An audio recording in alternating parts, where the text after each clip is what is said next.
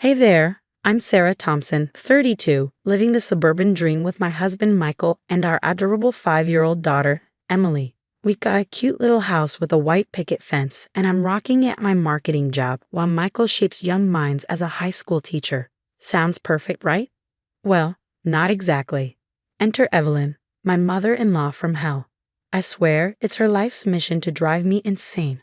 Just the other day, I was getting Emily ready for school when my phone buzzed. Sarah, dear, I hope you're not sending Emily to school in those awful overalls again.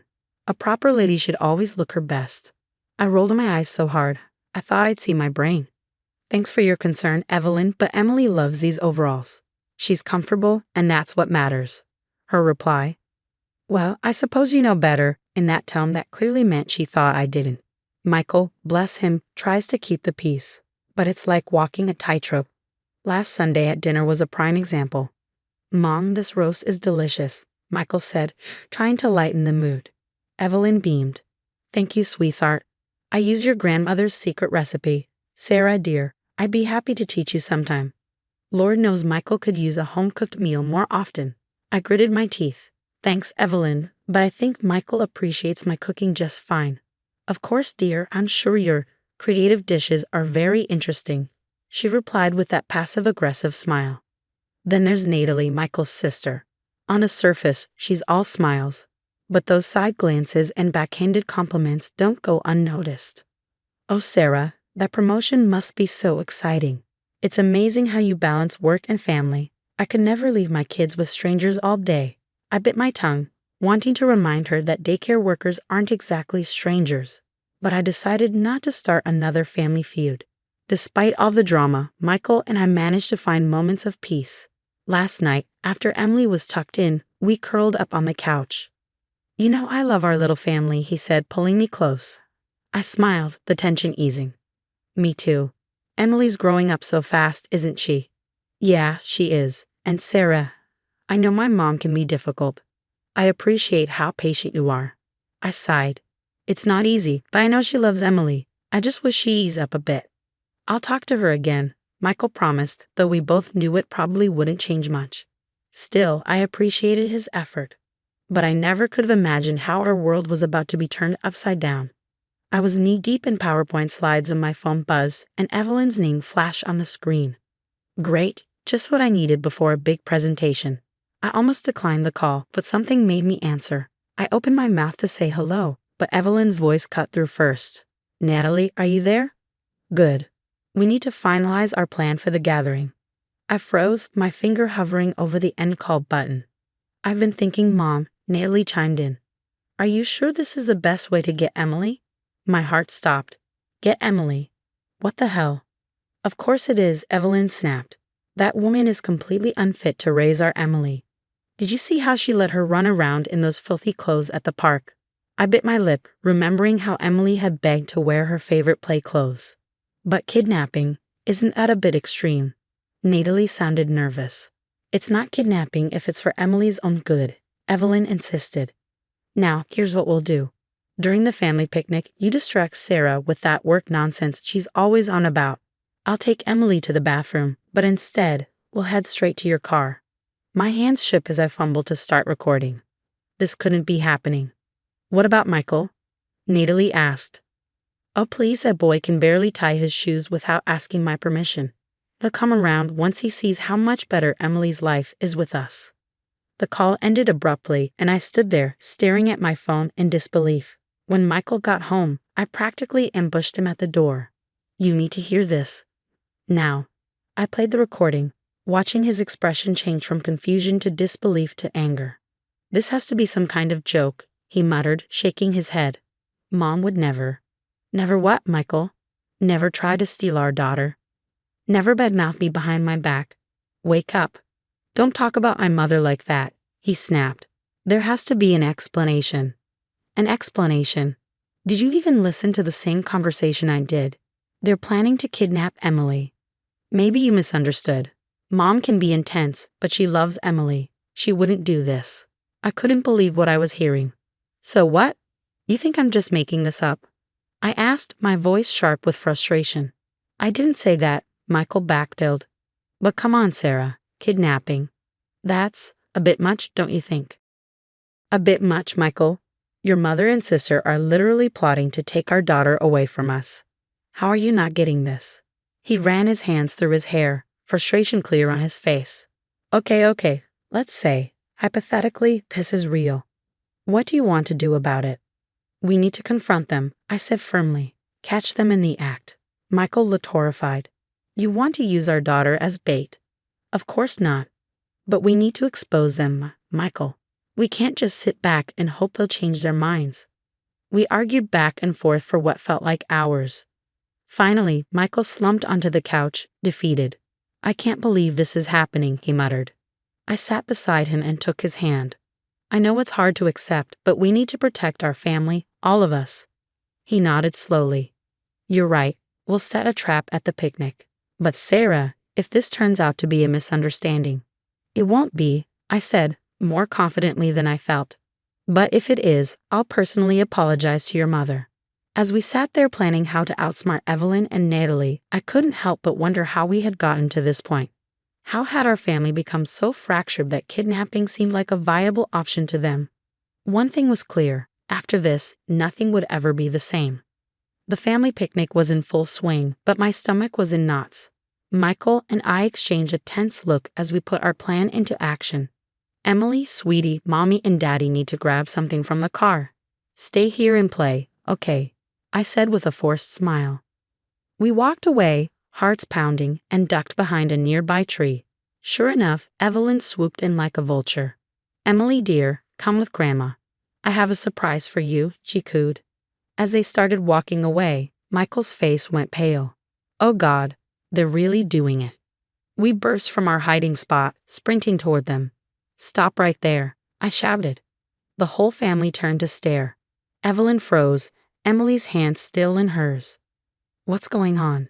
Michael's cousin asked, confusion written across his face. What's going on is that Evelyn and Natalie were trying to kidnap our daughter, I spat. Gasps rippled through the crowd. Evelyn's face hardened. Don't be ridiculous. I was just taking her to the bathroom. Cut the crap, Mom, Michael said, his voice shaking. We heard you planning this on the phone. Natalie's eyes widened. You heard? Every word, I confirmed. How you think I'm an unfit mother, and how you were going to take Emily and raise her yourselves. Murmurs of shock spread through the family. Evelyn's grip on Emily tightened. You don't understand, she pleaded. Sarah's poisoning Emily against us. She's turning Michael against his own family. I scoffed. Are you serious? You're the one manipulating everyone. Michael's aunt stepped forward, her face stern. Evelyn, is this true? Have you been lying to us? Of course not. Evelyn protested, her voice trembling. I've only ever wanted what's best for this family. But the cracks were showing. Michael's cousin spoke up. Wait, remember when you told us Sarah refused to let Emily come to the family reunion? Sarah, is that true? I shook my head. Emily had the flu that weekend. We couldn't travel. More revelations followed, years of Evelyn's lies unraveling before our eyes. Natalie, looking pale and defeated, finally broke.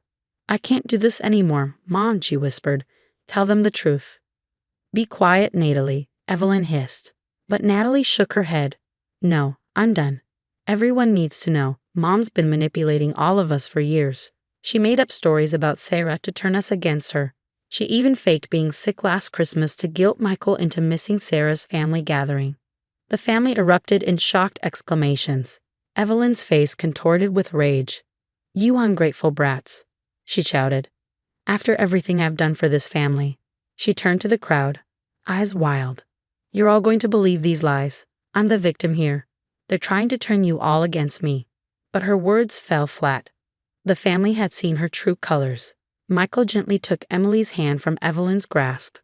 It's over, Mom. You need help. Evelyn's face crumpled, then hardened. Fine. Side with her. But don't come crawling back when she ruins your life. With that, Evelyn stormed off, Natalie trailing behind her.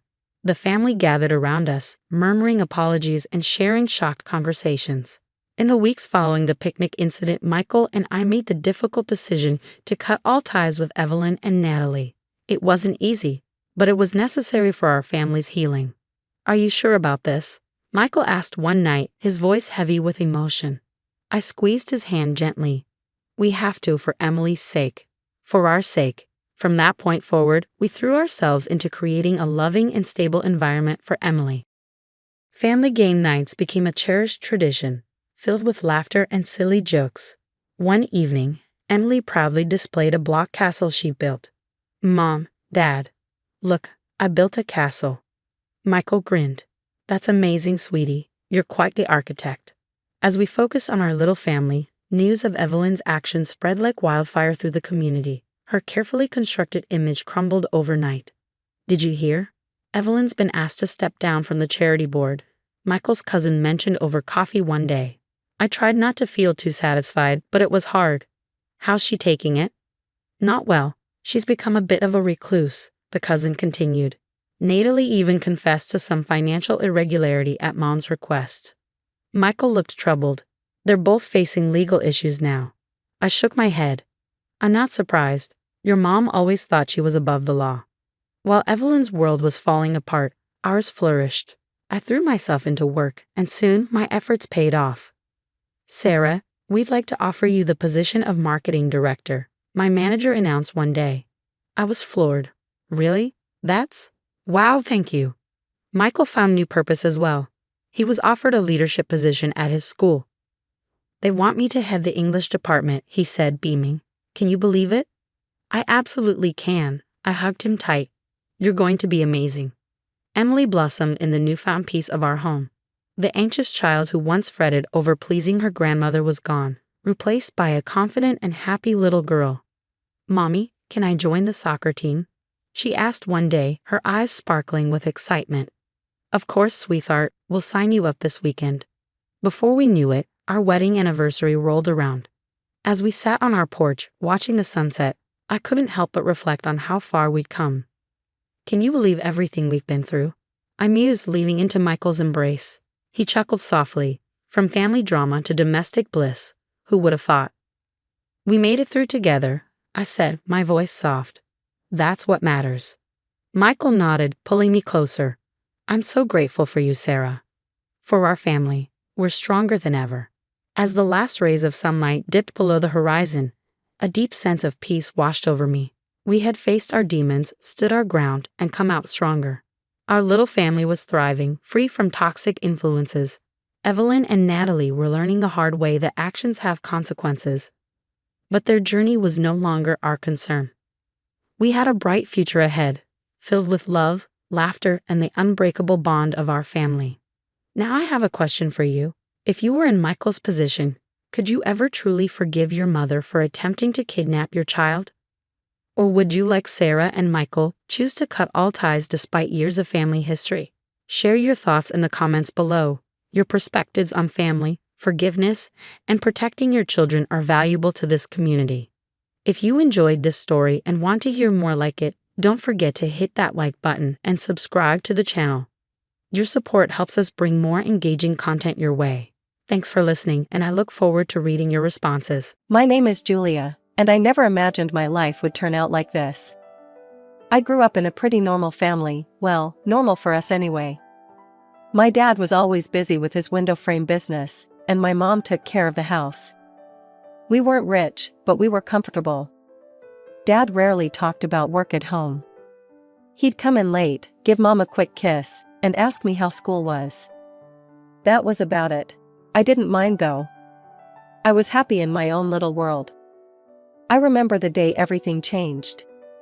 I was 22, fresh out of college and trying to figure out what to do with my life. I overheard Dad on the phone, his voice tense. No, absolutely not. I won't let you take over my company. I've worked too hard for this, he said. I shouldn't have eavesdropped, but I couldn't help it. My stomach twisted as I listened. Dad's company was in trouble? Why hadn't he said anything? That night at dinner, I watched him closely. He seemed normal, joking with Mom about her overcooked pot roast. But I saw the worry lines around his eyes, the way his smile didn't quite reach them. I had to do something. But what? I didn't know the first thing about business. Still, I couldn't just sit back and watch my family's livelihood get destroyed. The next day, I did some digging. It wasn't hard to find out who was trying to take over Dad's company. Big shot businessman named Robert Caldwell. His office wasn't far from our house. The receptionist looked at me like I was crazy when I asked to see Mr. Caldwell. "Do you have an appointment?" she asked, eyebrow raised. "No, but it's important. Please, just 5 minutes," I begged. She must have taken pity on me, because after a phone call, she waved me towards the elevator. "Top floor," she said. The ride up felt like it took forever. When the doors opened, I was face to face with Robert Caldwell himself. He was older than I expected, silver-haired and sharp-eyed. Well, he said, looking me up and down. "What do we have here?" I swallowed hard. "Mr. Caldwell, I'm Julia Thompson. I'm here about my father's company, Thompson Windows." His eyebrows shot up. "Thompson's daughter? This is unexpected. Come in, let's talk." I followed him into his office, trying not to gape at the view. He settled behind his massive desk and gestured for me to sit. "So, Miss Thompson, what can I do for you?" I took a deep breath. "Please don't take over my father's company. It means everything to him. There must be another way." Caldwell leaned back, studying me. "Interesting. I have a proposition for you, Miss Thompson. I'll leave your father's company alone, if you agree to marry my son." I stared at him, sure I'd misheard. "Excuse me?" "You heard me. Marry my son, make him grow up a little. Do that, and your father's company is safe." I left Caldwell's office in a daze. Marry his son? Was he insane? But the more I thought about it, the more I realized I didn't have much choice. It was either this, or watch my father's life's work crumble. The next day, I found myself back in that intimidating office. Caldwell was waiting, a smug smile on his face. "So, Miss Thompson, have you made your decision?" I took a deep breath. "Yes. I'll do it. I'll marry your son." Caldwell clapped his hands together. "Excellent. Let's introduce you two, shall we?" Before I knew it, I was being ushered into another room. And there he was, Caldwell's son. I'd expected some stuffy businessman type, but the man who stood up to greet me was anything but.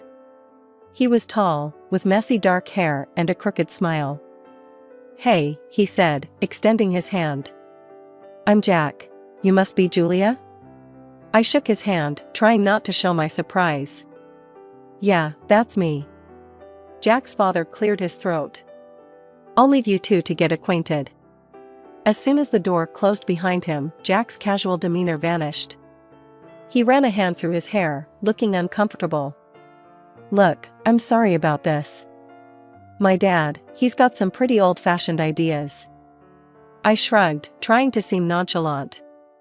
"It's fine. We're both adults, right? We can handle this." Jack laughed, but it sounded forced. "Yeah, sure. Just a casual arranged marriage. No big deal." We spent the next hour talking, and I hate to admit it, but Jack was kind of interesting. He was smart and funny, even if he did seem a bit irresponsible. I could see why his father wanted him to grow up. Over the next few weeks, Jack and I started dating, if you could call it that. We went out to dinners, movies, the usual stuff. But there was always this undercurrent of awkwardness. We both knew this wasn't real, no matter how much we pretended. And so, 6 months after that fateful meeting in Caldwell's office, I found myself walking down the aisle. My dad looked so proud, so happy. He had no idea of the deal I'd made to save his company. As I said my vows, I looked into Jack's eyes. There was no love there, not really. But there was friendship, and maybe that could be enough. The reception was a blur of congratulations and champagne. Jack's mother, Elizabeth, cornered me at one point, her smile tight. "Welcome to the family, dear," she said, her voice dripping with insincerity. "I do hope you'll make Jack happy." I plastered on my best fake smile. I'll certainly try, Mrs. Caldwell. As we left for our honeymoon, I caught a glimpse of my father-in-law. He was beaming, clearly pleased with himself. I felt a flash of anger. This was all just a game to him. The first few years of our marriage were interesting, to say the least. Jack and I settled into a routine of sorts. We lived in a nice house, courtesy of his father's wealth, but it felt more like we were roommates than husband and wife. I tried my best to be a good influence on Jack. Slowly but surely, I saw changes in him. He started spending less time with his party-loving friends and more time at the office with his father. I could see the pride in his father's eyes when Jack started showing real interest in the business. It made me feel like maybe this whole arrangement wasn't for nothing. Jack's mother, on the other hand, was a different story. She never outright said anything, but I could feel her disapproval radiating off her in waves. The way she'd purse her lips when I spoke, or the backhanded compliments she'd give. "Oh, Julia, that dress is interesting. So brave of you to wear something like that." I'd grit my teeth and smile. "Thank you, Mrs. Caldwell." Despite the challenges, I held on to hope. Maybe, just maybe, Jack and I could grow to love each other. Maybe when we had kids, things would change. But life had other plans. It was a crisp fall day when we got the news. Jack and I sat in the doctor's office, the silence heavy between us. "I'm sorry," the doctor said, his voice gentle. "But the tests show that you, Mr. Caldwell, are unable to father children." The words hit me like a physical blow. No children. The one thing I'd been counting on to bring us closer, to make this marriage real, was now impossible. That night, as I lay awake, I thought about my own parents. Dad's business had flourished since my marriage to Jack. He'd even managed to double his turnover. I was happy for him, truly. But I couldn't help feeling a bit lost. I wanted to work, to have a purpose beyond being Jack's wife. But when I brought it up to him, his response was swift and firm. "Work? Why would you need to work? We have more than enough money." "It's not about the money, Jack. I want to do something meaningful." He shook his head. "In our circle, wives don't work. They do charity. Why don't you start a foundation or something?" And so, the Julia Caldwell Foundation for Children with Cancer was born. It wasn't what I'd imagined for myself, but it gave me purpose. I threw myself into the work, organizing fundraisers, visiting hospitals, doing whatever I could to help. Jack didn't seem to care much about my new passion. In fact, he didn't seem to care much about anything I did these days. We were living parallel lives, inhabiting the same space, but rarely intersecting. Years passed. 10, to be exact. And then, everything changed again. Jack's father died suddenly of a heart attack. Just like that, Jack was thrust into the role of CEO.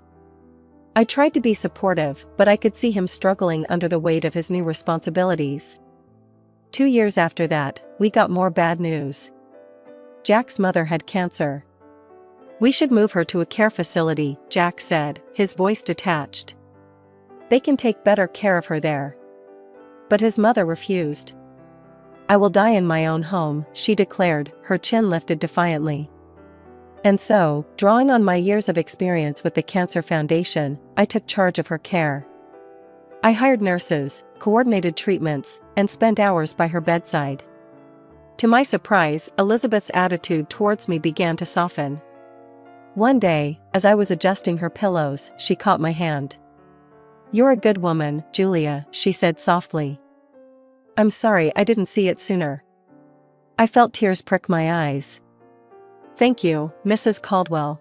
5 years passed since Jack took over his father's company.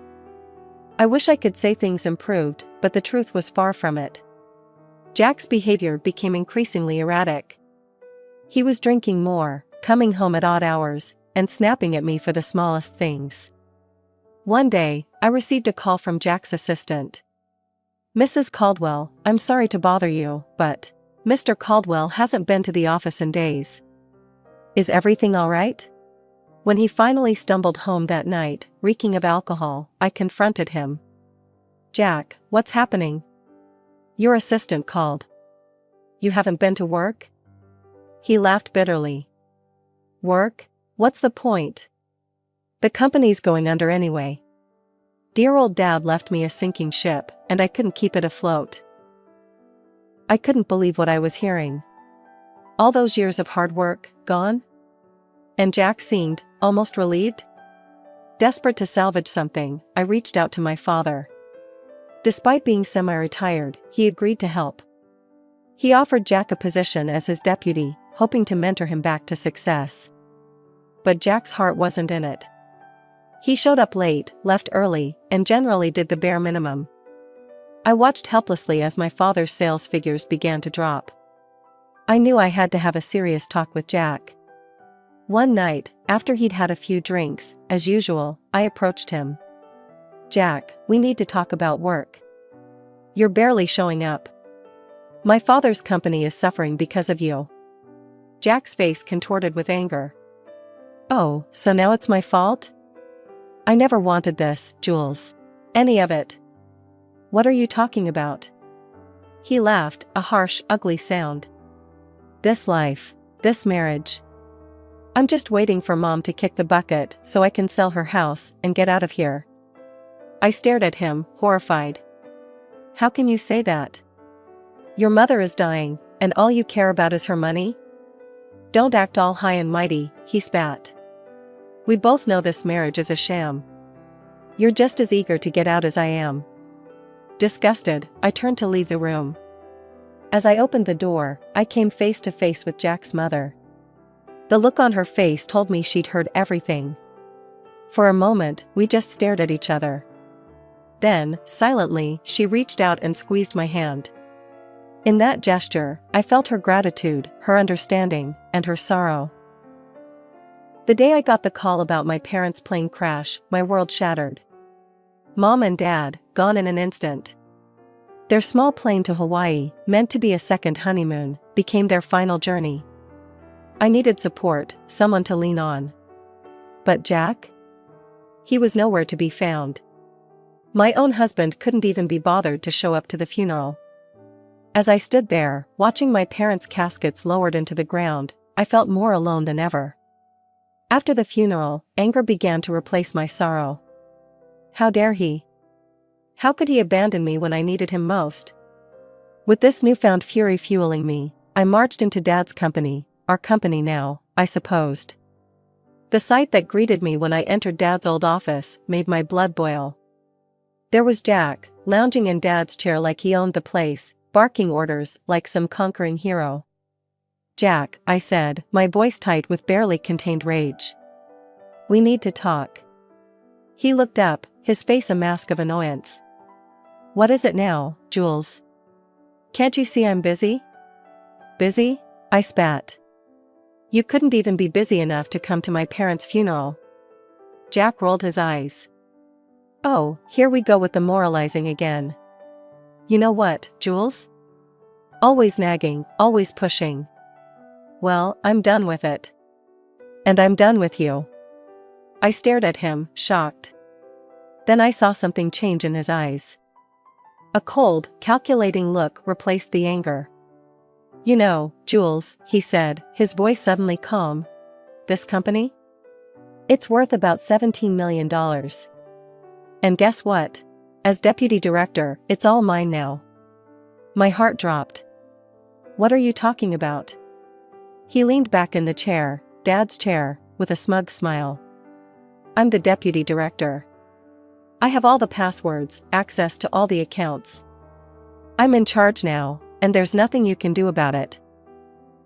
"You can't do this," I said, my voice shaking. "You've already run your father's company into the ground.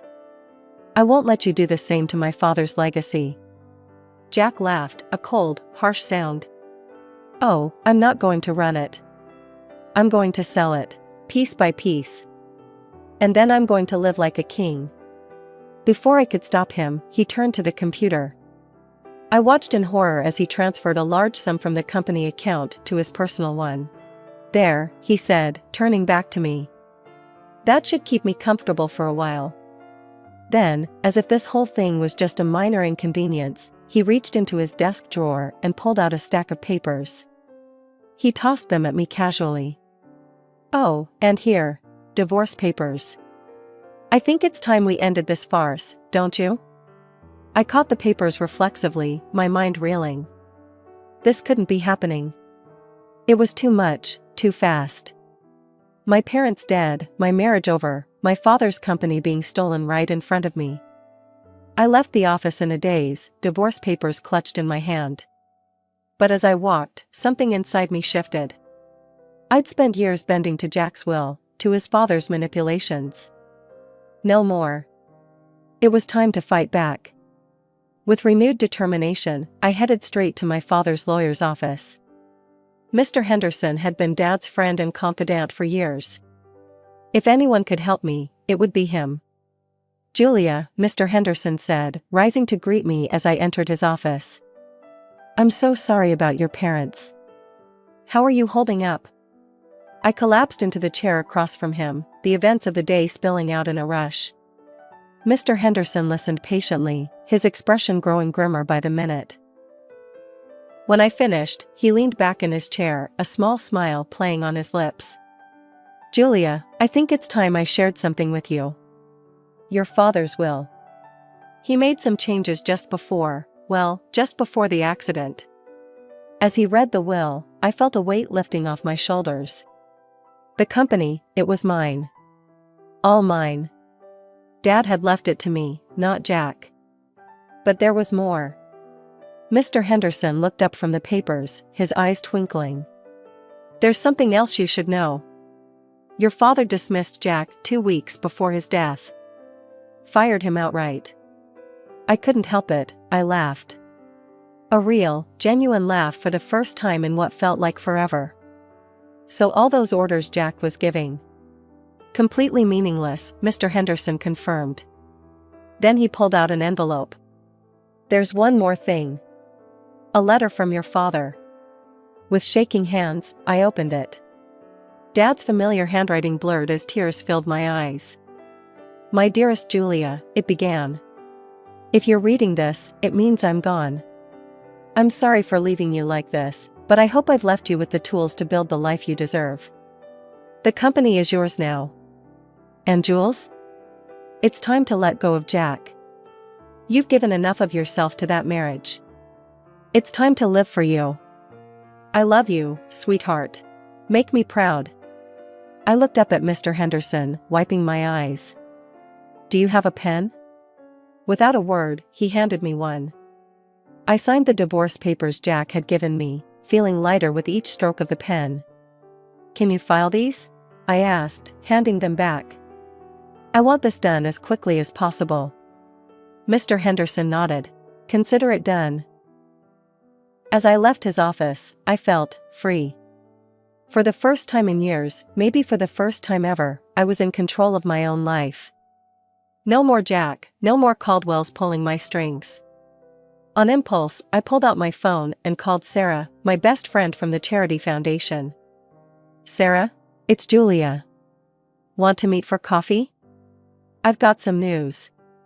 An hour later, we were seated in our favorite cafe, lattes in hand. "So," Sarah said, eyeing me curiously. "What's this big news?" I took a deep breath, then let it all out. Jack, the company, the divorce. Sarah listened, her eyes widening. When I finished, she reached across the table and squeezed my hand. "Girl, you're free. And now you're the boss." I couldn't help but smile at her enthusiasm. "I don't know, Sarah. Can I really run a company?" She fixed me with a stern look. "Are you kidding me? Julia, you've been running that charity foundation like a pro for years. You're smart, you're organized, and you actually care about people. You're going to be an amazing CEO." After my talk with Sarah, I felt invigorated. It was time to face the music and get my things from Jack's house. I never really thought of it as my home, and now I knew why. I found my mother-in-law, Elizabeth, in the living room. Her face was drawn, tired from her ongoing battle with cancer. Elizabeth, I said gently, I'm here to get my things.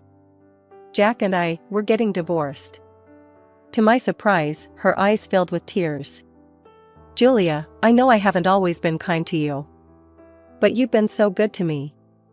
Would you consider taking me with you? I was stunned. You want to come with me? Before she could answer, the front door slammed open. Jack stormed in, his face red with fury. You, he shouted, pointing at me. What the hell did you do? The company accounts are blocked. I can't access the money. I straightened my spine, looking him dead in the eye. That money isn't yours, Jack. It never was. Oh, and by the way, my father fired you 2 weeks ago. You have no claim to the company. I've already instructed security not to let you in the building. Jack's mouth opened and closed like a fish out of water. Then his gaze shifted, noticing his mother packing a suitcase. Mom, what are you doing? Elizabeth looked at her son, her expression a mix of sadness and determination. I'm going with Julia. I'm sorry, Jack, but you've proven to be unreliable. Jack's face turned an even deeper shade of red. Unreliable? Me? This is all your fault. You raised me to be this way. You and your coddling and your expectations. He turned to me, his voice dripping with venom. Fine, get out. Both of you. I don't need either of you. I felt a wave of pity for him. This angry, bitter man was a far cry from the charming, if irresponsible, guy I'd married. But I couldn't let that sway me. Not anymore. Come on, Elizabeth, I said softly. Let's get your things. As we packed, Jack continued to rant and rave, hurling insults and blame. But we tuned him out, focusing on the task at hand. The drive to my parents' house was quiet. Elizabeth dozed in the passenger seat, the stress of the day taking its toll. As we pulled up to the house, a lump formed in my throat. It felt strange coming here without Mom and Dad. We're here, I said softly, gently waking Elizabeth. I helped her inside, leading her to my parents' room. It felt right, somehow, to give her the space. Are you sure? Elizabeth asked, her eyes wide as she took in the room. I nodded, swallowing past the lump in my throat. Yes. I think they would have wanted it this way. As I helped Elizabeth settle in, I felt a strange mix of emotions. Grief for my parents, relief at being free from Jack, uncertainty about the future. But underneath it all, there was a glimmer of hope. Taking over Dad's company was like diving into the deep end of a pool without knowing how to swim. Those first few months were a whirlwind of meetings, financial reports, and sleepless nights. But I was determined to make it work. I hired Tom, a brilliant business consultant, as my right-hand man.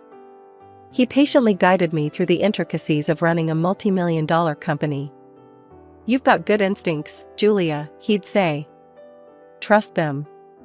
Slowly but surely, I found my footing. 6 months in, I wasn't just treading water, I was swimming laps.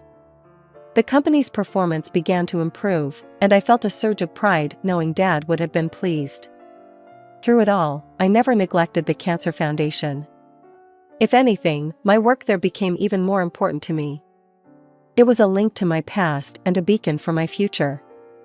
Elizabeth's condition worsened over time. I threw myself into her care, determined to make her final days as comfortable as possible. We grew close during those 2 years, healing old wounds and forming a bond one never thought possible.